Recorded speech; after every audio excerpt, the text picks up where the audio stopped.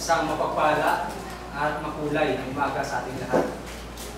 Salamat sa Diyos sapagkat nakarating tayo ng maluwalhati, maayos, ligtas sa dakong ito. Sa isang layunin na sambahin, kakilain ang ating Diyos na makapangyarihan sa lahat. Na sa lahat ng bagay, siya ang ating tinatawag, sa lahat ng pagkakataon, sa lahat ng pinagdadaanan sa ating mga buhay. Ang Diyos na ito ang tinatawag natin. Kaya ang utos, tuwing unang araw ng Sanlinggo, ang bawat isa ay magkatipon. Simula pa noong unang panahon, kaya isulat po ang nakalagay sa Hebreo 10:25 na huwag pababayaan ang ating pagkakatipon. Kaya salamat po sa inyong pagdalo sa umaga pong ito. Muling sumapit ang unang linggo ng buwan, kaya ang mga student preacher po ang mangunguna sa inyo sa umaga pong ito. At ang paksa na aking ilalatag ay patungkol sa galit or anger. Dahil nabuo ito, nung nakaraang buwan, si Brother Janel po ang nagsalita, dapat dalawa kami, kadugtog po ito ng kanyang paksa. Kaya po nabuo ang paksa na ito. Saan ba nagagaling yung galit o anger na to? May pinagmumulan ba? Saan ba? Ano yung pinanggagalingan? Paano natin aalisin sa ating mga sarili itong galit na ito? Dapat bang manatili ito sa ating mga puso? O kailangan ba natin alisin ang galit na ito? So, lagi natin hinahalimbawa ang ating Panginoong Jesucristo sa tuwing ako po ay tatayo. Dahil lagi natin tatandaan, tayo po ay mga Kristiyano. Tayo ay tagasunod ng ating Panginoong Jesucristo, imitator of Christ at follower of Christ. Yun ang isang Kristiyano na mahirap lumakad sa mundong ito. Ang sabi nga sa Matthew 24:16, araw-araw mong pasanin yung cross. Hindi po literal na cross yun.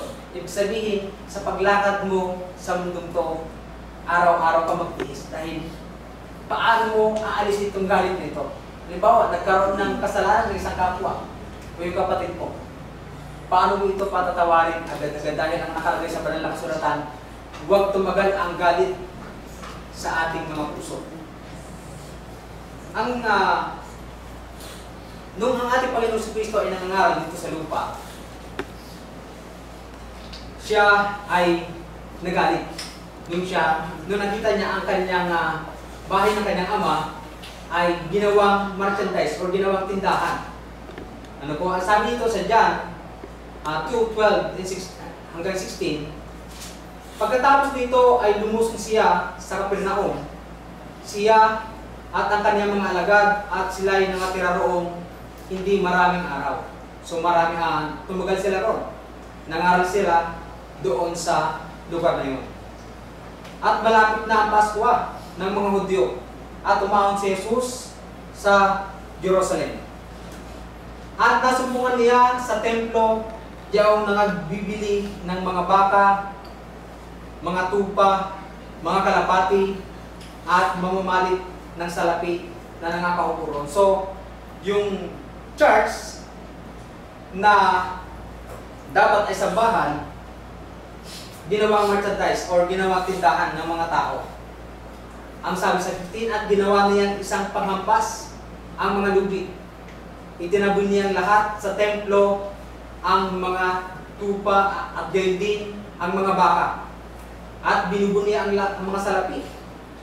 At ang mamamalit ginulo ang kanilang mga dulang. So, sa madaling sabi, ang ating Panginoong Jesucristo that time, inalis niya, binasak niya yung kanyang mga bahay o yung mga paninda ng mga Hudyo roon dahil ginawa nga po nila ang tindahan. So, sa pagkakataong ito, naggalit ang ating Panginoon Jesucristo.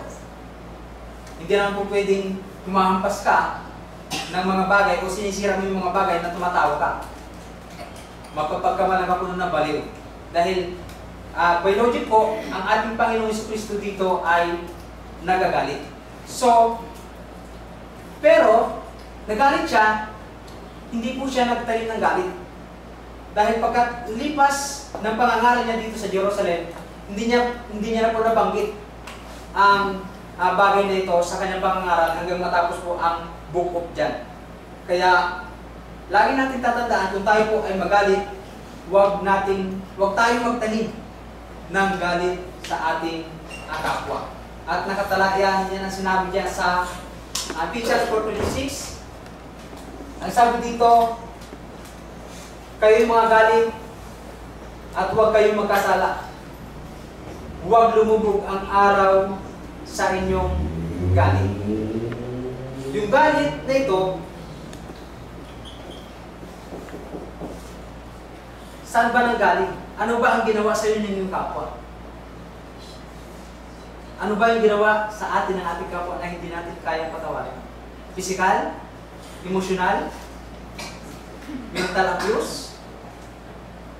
Sa lahat ng bagay, lahat ng pananakit physical, kung ikaw ay sinaktan, anumang bagay na ginawa sa iyo ng kapwa mo, kailangan natin patawarin. Dahil ang ginawa sa ating Panginoong Kristo nung siya ay nakapako sa krus, nung siya ay bago ipako sa krus, inalimura, minura, sinaktan,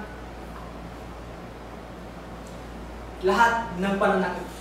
Ngunit anong sabi niya bago siya mamatay? Ama, patawarin mo sila sapagkat hindi nila nalalaman ang kanilang ginagawa. Ni minsan hindi humingi ng kapatawaran yung mga nanakit sa kanya. Lagi natin tatandaan, tayo po ay mga Kristiyano.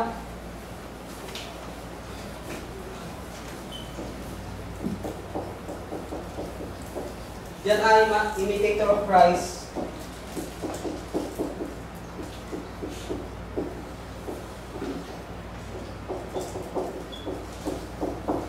Follower of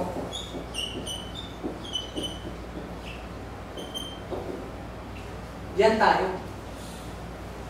Kung ang ating Panginoong Kristo ay natutong magpatawad, how much more tayo? Ang nagsasalita po ito, ang nagsabi ito, walang iba, ang Diyos na makapangyarihan sa lahat. Ito yung kanyang ihahatid na mensahe sa bawat isa sa atin sa oras po ito, sa umaga. Dahil kung meron tayong galit na kinikimkim sa ating mga puso, pakawalan natin ito. Alisin natin ito at ipalit natin yung itinuro sa John 14 verse 12. 15. Ang sabi doon, tayo yung mga kaibigan sa isa't isa. Ang sabi ko ng John, basahin ko lang po sabi. John 15 verse 12, ang sabi po ay ganito, ito ang aking utos na kayo'y mga kaibigan sa isa't isa, na gaya ng pag-ibig ko sa inyo. Ito yung utos sa atin. Magmahalan sa isa't isa. Huwag lumubog ang araw sa inyong galit. Hindi po inuutos sa atin ito eh.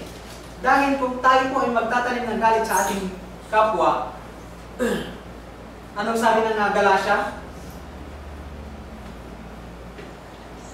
At hayag ang gawa ng laman sa makatwid ay ito, pagkikiapid, karumihan, kalibugan, pagsamba sa Diyos-Diyosan, pagkukulang, mga pagtataniman, mga pagtatalo. Ito yung po, yung mga pagtataniman. Ang ending po nito is, ang sabi dito, kung ikaw yung magtatanim na galit sa iyong kapwa, hindi ka magmamana, nakahari ng Diyos.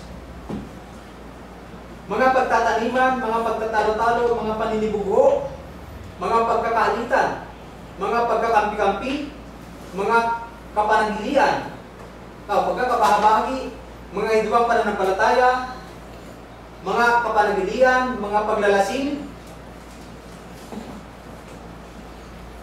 Marami kong mga bagsak ito kahit Kristiyano yung paglalasing.